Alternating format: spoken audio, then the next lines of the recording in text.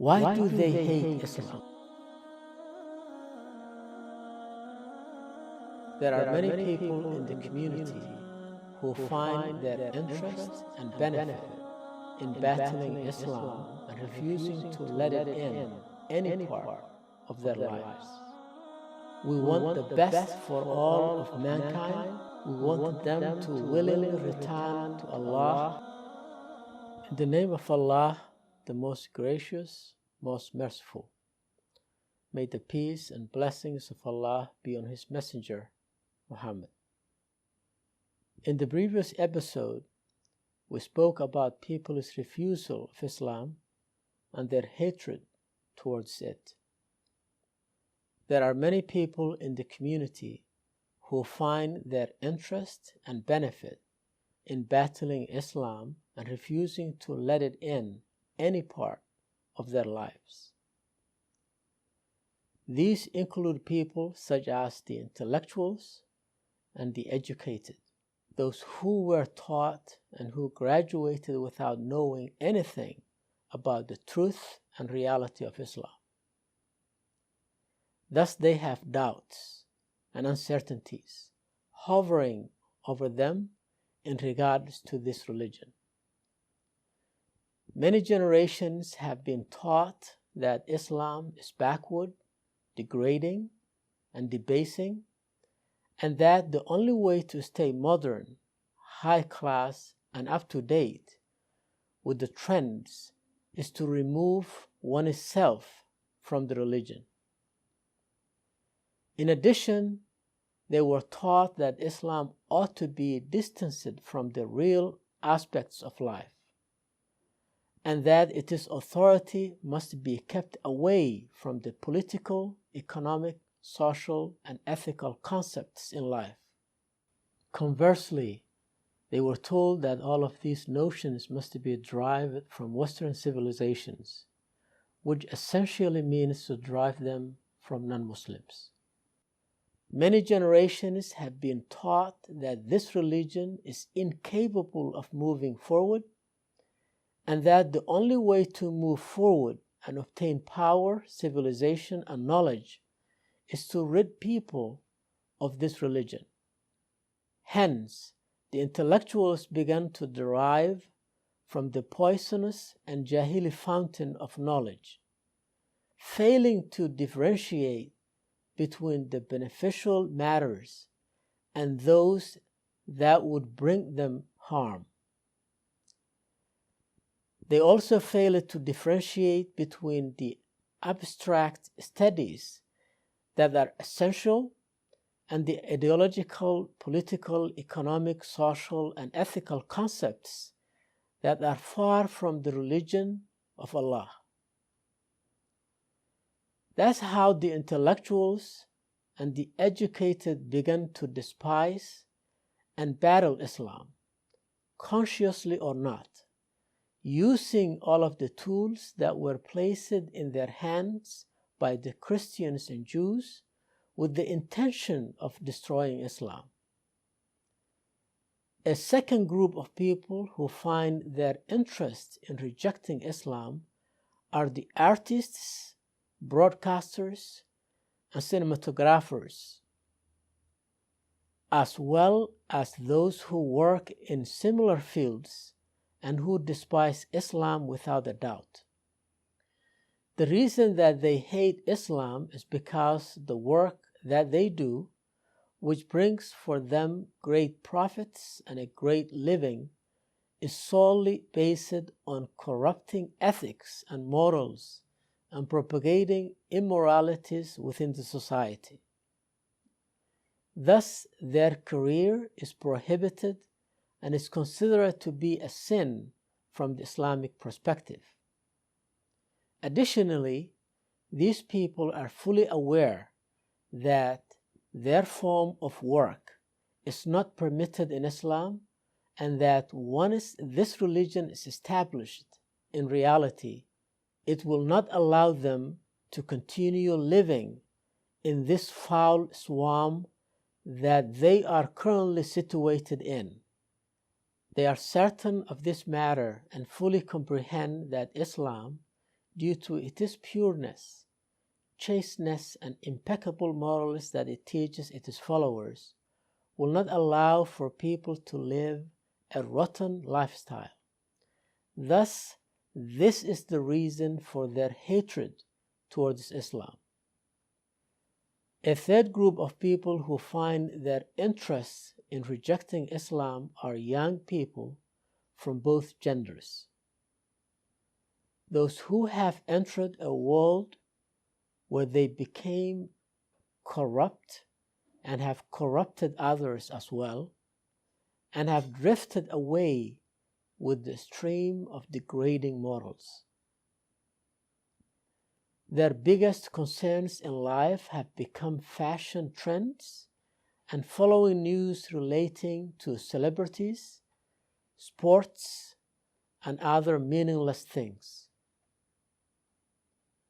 There is no doubt that these people hate Islam.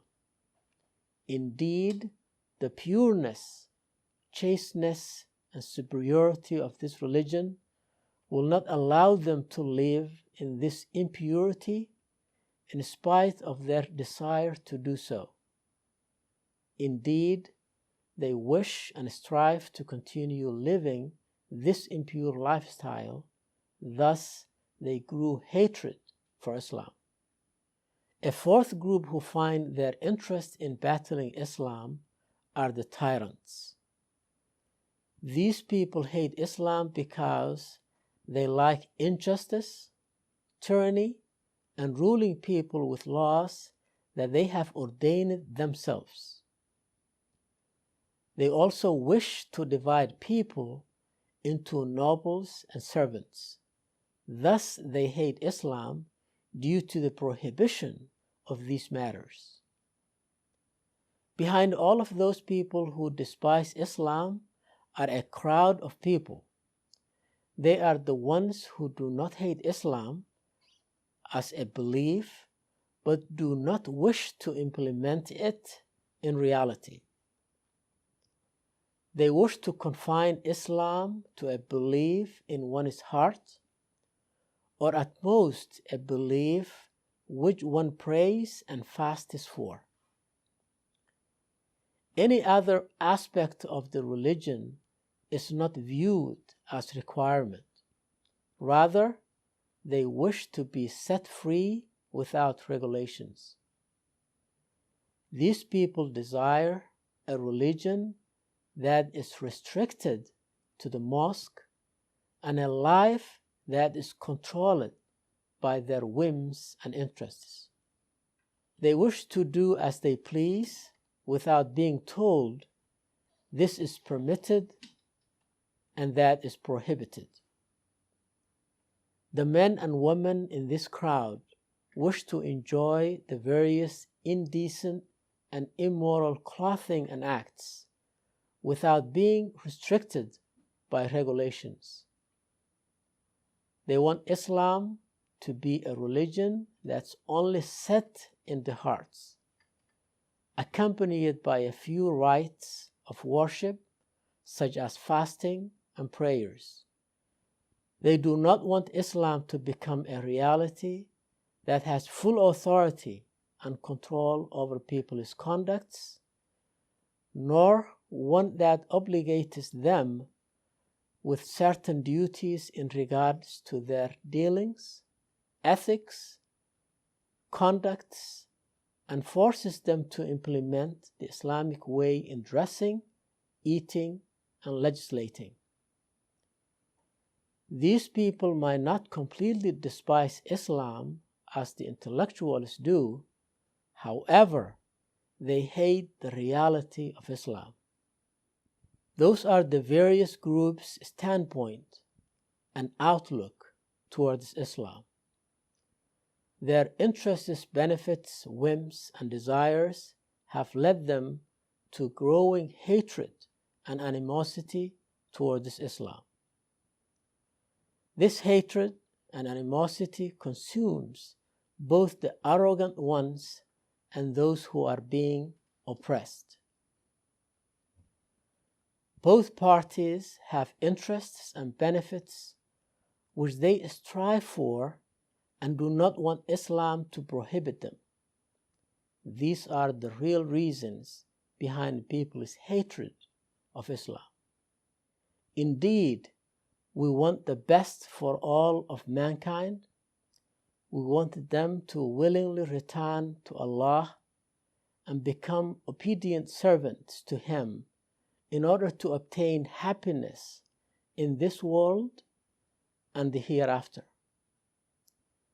We also want them to find their humanity, the one which they lost when they turned their backs to Allah subhanahu wa ta'ala.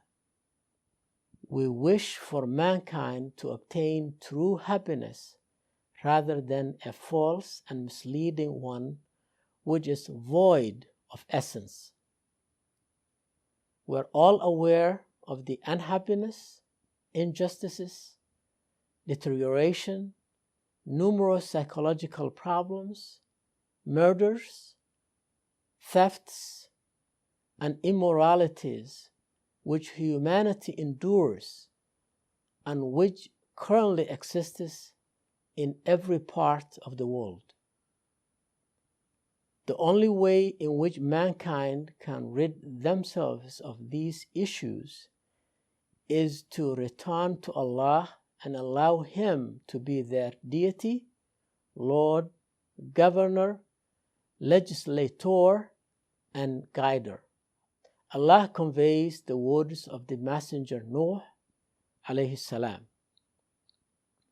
أعوذ بالله من الشيطان الرجيم قال رب إني دعوت قومي ليلا ونهارا فلم يزدهم دعائي إلا فرارا وإني كلما دعوتهم لتغفر لهم جعلوا أصابعهم في آذانهم واستغشوا ثيابهم وأصروا واستكبروا استكبارا ثم إني دعوتهم جهارا ثم إني أعلنت لهم وأسررت لهم إسرارا فقلت استغفروا ربكم إنه كان غفارا يرسل السماء عليكم مدرارا ويمددكم بأموال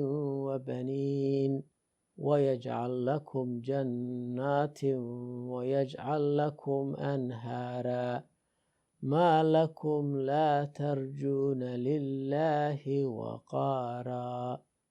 And finally, our last supplication is, all praise be to Allah, the Lord of the worlds.